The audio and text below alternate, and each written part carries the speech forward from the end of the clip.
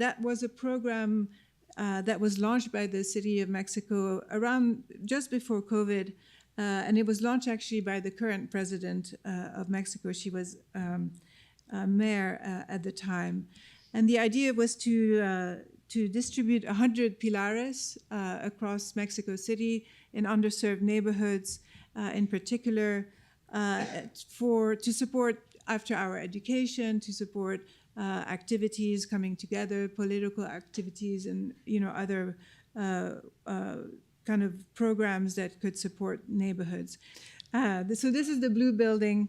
As you could see, we kind of kept the trees that sort of are intermixed with the building and created these inside-outside spaces. This was, when they first opened, it was very interesting to see how they were used, for people just to come together or do a lot of sort of different kinds of exercise. But it really was kind of pure space in a way. No air conditioning, just minimal sort of windows, and this is the green one. A lot of computer literacy kind of programs and after-hour activities.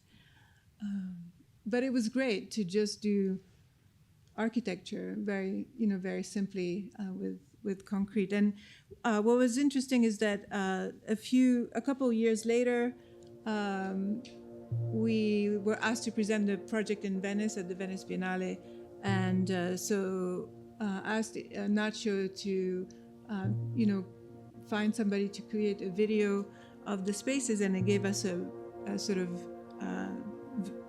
view onto how they had been used and transformed post-COVID, and what they were in the end really used for.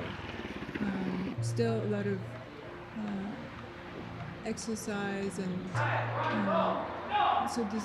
so all of this can open up, and you can be really part of the city. But they've also really taken over the stairs with painting, art, plants, and that was great to see that sort of minimalism of the concrete allowed sort of a takeover by people who used it.